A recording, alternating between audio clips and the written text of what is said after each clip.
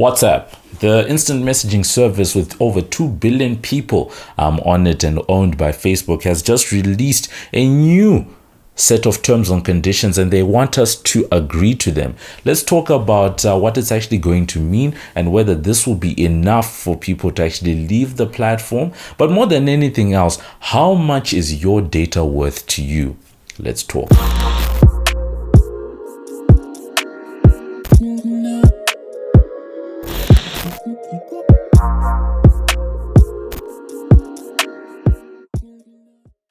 Hey, what up? It's your boy MobbJustice back again with another video, and WhatsApp is actually causing a lot of conversation and debate online after releasing its new terms and conditions this week that may see it collecting more data going forward. And I hope that during this video, just discuss the different implications, but more than anything else, just getting to a place where we realize that nothing is for free. Now, this video is brought to you by the team at Liyon Media for all your great digital content in photo, video, graphics and audio. Head on over to www.liyonmedia.com and you can just see for yourself the great work that is going on that end. Now, before we get into, the crux of this video, which is the new WhatsApp terms of service update, I just want to thank everyone who, has been watching the channel for a number of years now. This is episode 36.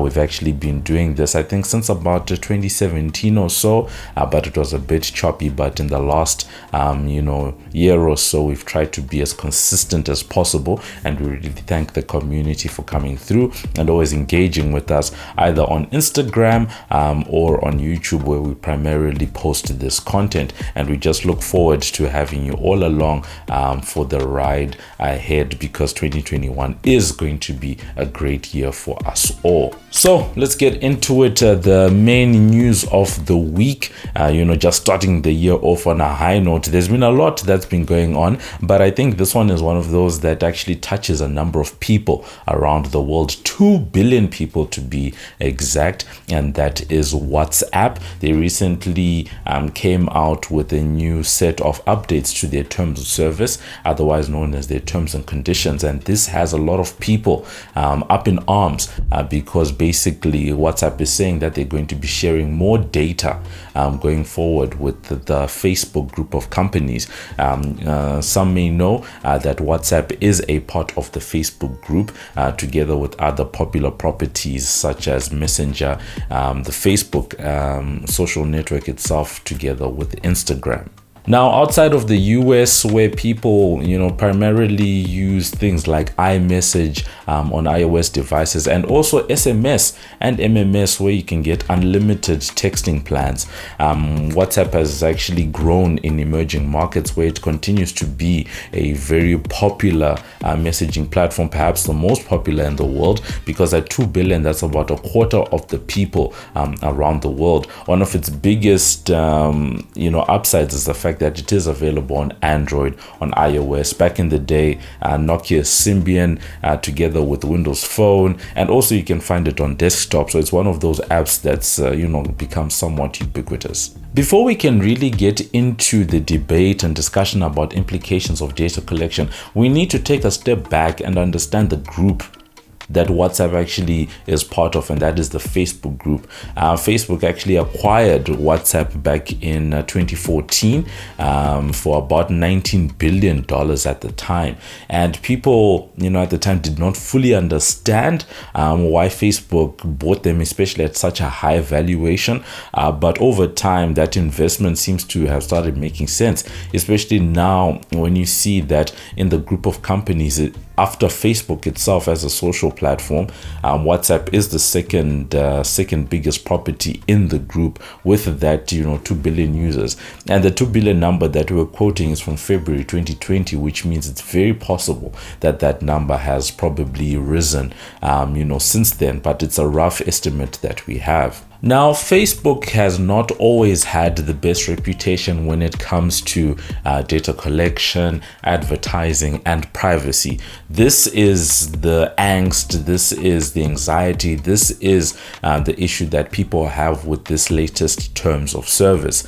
The company has been under scrutiny for a number of years for some of its practices and is actually under investigation. We've spoken a lot about it on this platform.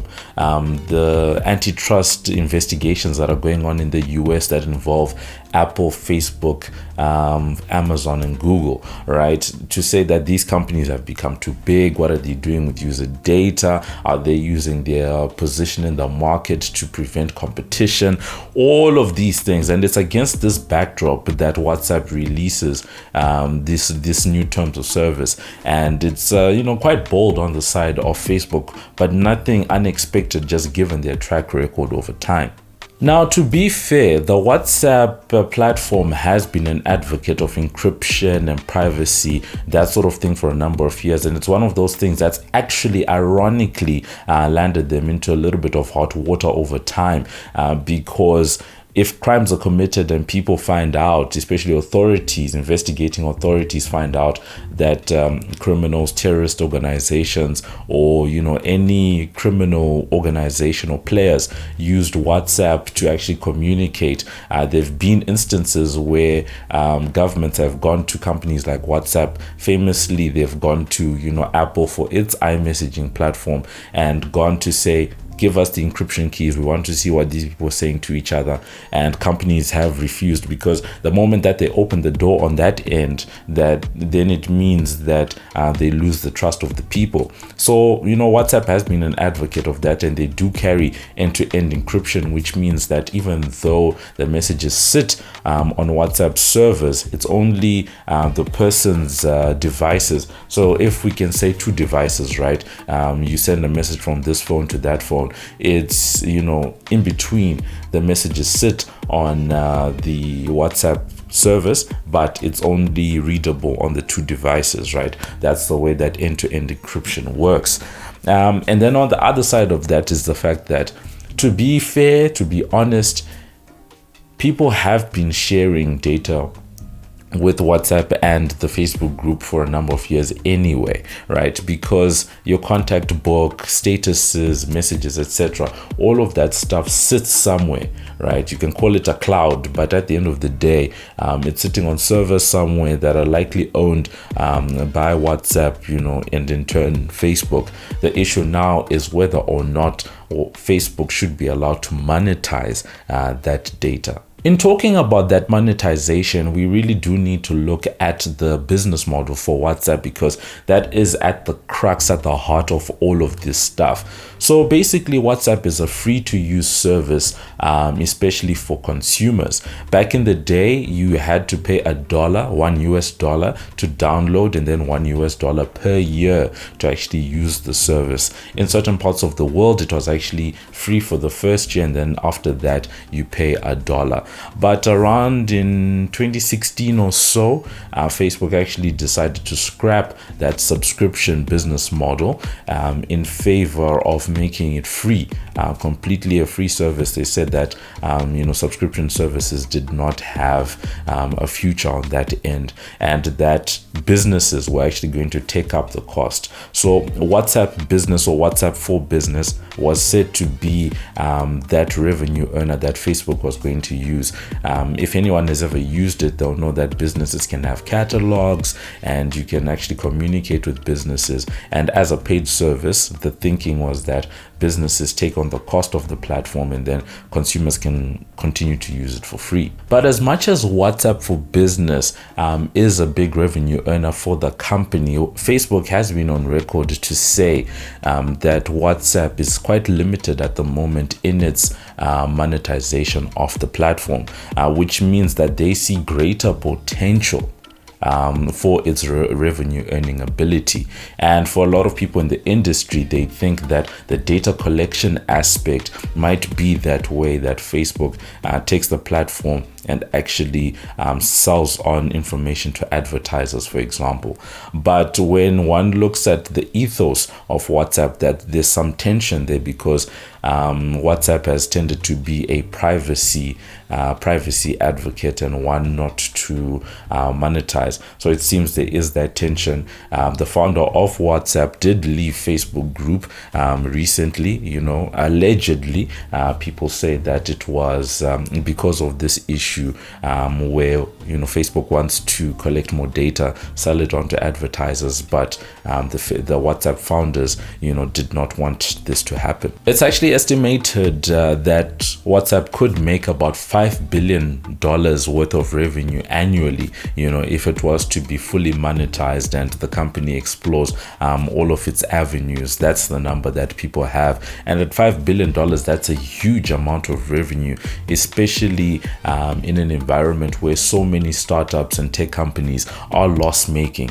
If you open all the taps and there's $5 billion coming in, that's something worth to consider. At the same time, the companies that have gone the advertising route, like Google is almost fully on the advertising bandwagon, and you see a platform like YouTube, for example, that's making 12 to 15 billion US dollars just based off of advertising each year.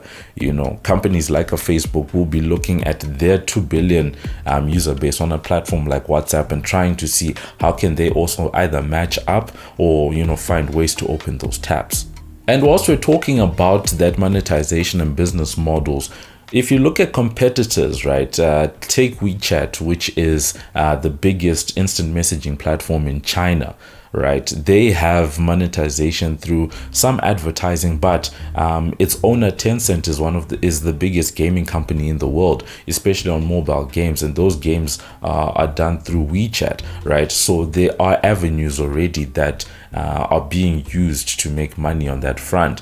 If you look at iMessage, I think iMessage is a very interesting business model, because iMessage for users, right? If you have one of these, whether it's an iPhone, whether it's a MacBook, or whether an iPad, you can, message different Apple devices and continue doing what you do, but it's for free, right? But that free is free to use. But for you to get onto the platform, let's not forget that you actually have to buy an Apple product, which is likely where iMessage actually gets its support financially to continue operating. Now, if WhatsApp decides that it's going to go forward with this plan of collecting more data, and if Facebook does in turn start monetizing user data, either selling it to advertisers or whatever they do, right? What I'm keen to see is what people's threshold will be. Right? How far are people willing to accept data collection in exchange for this free, convenient, instant messaging service that they've become so used to over the years? Because with 2 billion users, it means that for a significant number of people, a quarter of the human population, right, this is a service that they're using to communicate. And right now, that is the biggest advantage that WhatsApp has. On top of everything else, one always has to be cognizant of the fact that in the digital age, right, if a service is for free, right, then you as the user are the actual product. It is your data, how you use it, and the content that you generate that is the value that is actually being created by the platform. And at some point, people do need to grapple with that fact of, would you rather have your data collected and being sold off to advertisers, right, in exchange for using this service that allows you to send photos, videos, text messages, etc., or would you rather pay? Right? This is that thing, because at the end of the day, guys, nothing is for free. Now, for those that do decide that this is it, this is the final straw, we are done, we need to jump ship, we will not let Facebook collect our data, there are a number of alternative platforms available for Android and iOS that are freely available, and people can take use of them right now. The first one, we've already spoken about, is iMessage on Apple's devices, and I think that is its key strength and downfall at the same time. Because it's owned by Apple, Apple's very serious about privacy at the moment and encryption, and they don't collect data. And we've spoken about it before, that's one of the reasons why Siri as a virtual assistant lags behind Amazon's Alexa versus Google's Google Assistant, for example. Siri doesn't collect as much data. There is that tension. So on the side of data collection, someone who's using iMessage, you are good. Unfortunately, it is only available on the Apple devices, and for the majority of the world, right, Android is the most dominant mobile platform that there is. So people are going to be looking for alternatives on this end, and there are a couple. The first one is Signal. Signal is quite popular for its encryption, and people in countries where governments specifically like to collect data or spy on their people are usually encouraged to use Signal, because they take their encryption and they take their privacy very seriously. Another one is Telegram, which is also famous for its encryption. And then at the same time, there's WeChat. We spoke about it earlier on. Very popular in parts of the world, like China, big in China, and other parts of the world, emerging markets, etc. But it hasn't made as many gains.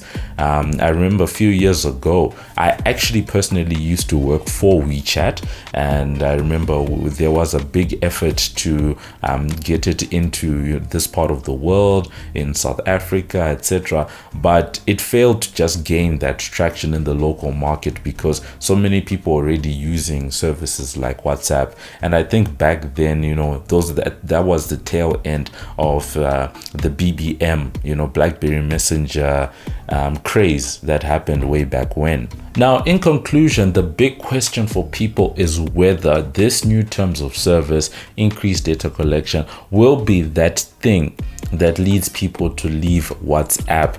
And at the moment, just with the way that things are, I would not see a situation where people leave the WhatsApp platform in their droves. Chances are this latest bit of news is one of those things that has alerted people to what's actually going on, and actually start to explore other platforms that are there. We've already mentioned the Telegram, Signals, WeChats of this world. So I do see that happening, that we're likely going to see increased downloads of those other platforms.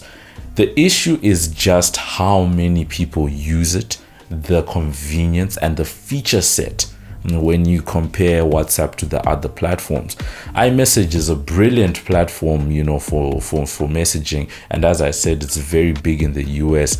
But in my personal use, it just lacks so many features, and the way that it implements certain things inside the app, it just does lag behind what WhatsApp has. So perhaps what we're going to see going forward is a situation where a person does find themselves not relying on that one platform, which for many people is WhatsApp, but where you're sort of straddling the line between, let's say, WhatsApp because work groups, school groups, whatever those things are that are dependent on WhatsApp, people might keep those. For your personal interactions, you might decide that, okay, cool, I'm going to use Telegram or Signal, and then as an added, you'll have WeChat to communicate, maybe take advantage of those different feature sets. So maybe that's what we're going to see, where people have a distributed chat workflow going forward. But to completely get rid of WhatsApp at this point, I don't think that's likely at this time.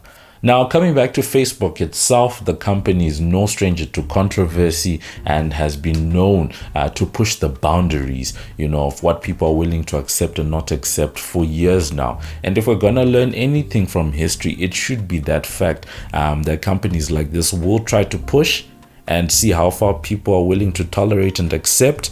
there will be some type of an equilibrium met, and chances are the boundaries would have been pushed anyway, especially if people decide to keep on the WhatsApp platform and stay using it just because of the feature set, the convenience, all your contacts being there, as we've already mentioned. A year from now, we might hear even more controversy about how they try to push the boundaries even more. That is a realistic thing that has happened before and is likely to happen again. On a final point, right, I keep coming back to this: nothing is for free. In this digital economy, we're still operating in an economy, which means people need to account for revenues, expenses, minimizing those expenses and maximizing on profit. These are still profit-making organizations, and companies as large as Facebook are not here to do things just out of the goodness of their hearts. As long as we understand that, then as people, as a society, we need to be comfortable with certain things. If you look at the trend of paid versus free YouTube accounts, for example, YouTube Premium makes up a very small proportion of the total viewership that's on that platform. And if that same attitude is to be extrapolated onto WhatsApp, right, there are two things that come up. Firstly, how many people are willing to pay for WhatsApp? Secondly, how many people are able to pay for WhatsApp? Because in a lot of countries, right, we're talking about countries outside of the US, people that don't have these unlimited plans, and you have to pay for the internet access to access WhatsApp already. And in many countries, people don't have that luxury, that ability to be able to pay an extra charge, you know, just to use the service. So those are the things that people have to contend with and grapple with. And in this digital economy, coming back once again, and if you aren't going to pay for these products, for the use of these services, then what we know, you know, as we've already said, is that you and I are the product, right? And there's an element of selling your soul, and online selling your soul is the equivalent of data collection. So I think we've reached that moment where people do need to decide how important is your privacy versus the convenience that some of these free services actually give to you. I mean, if you look at the business models that we spoke about earlier on, SMS, the most basic form of instant messaging, has a direct business model. You pay X amount of money to send one SMS, right? Whether it's 2 cents, 30 cents, whatever it is, there is a direct cost that is involved to actually send a message across a network. But for WhatsApp, it's unclear, and for a lot of people, they're using the service for free. And as long as it is for free, then it's very possible that companies like Facebook will be looking at ways of how they actually capitalize and take advantage of that 2 billion person user base going forward. So that's been it for this video. Thank you so much for just sticking around with us. It is quite an interesting topic.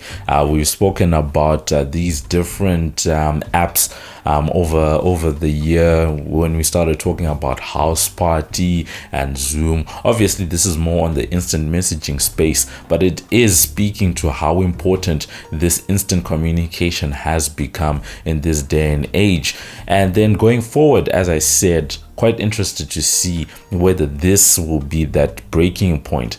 At the moment, it's unlikely that this will be, but at what point will people decide that they have had enough and that they aren't willing to have their data collected? And at the same time, if you aren't willing to have your data collected, how do you justify using certain platforms for free? Are people willing to pay to have their data not collected but still enjoy the convenience of the platforms that they are on? Let us know in the comments, is this a big issue to you? Do you use alternative applications, the iMessages, the Telegrams of this world? Are you thinking of switching? How important is WhatsApp to you? How many contacts do you have on WhatsApp? Let us know in the comments below, and I'll catch you guys in the next video. This is Muffs Too Much, and you're watching MobbJustice TV. Like us on Facebook, follow us on Instagram, follow us on Twitter. We're there on YouTube. Thank you for watching our video. Subscribe.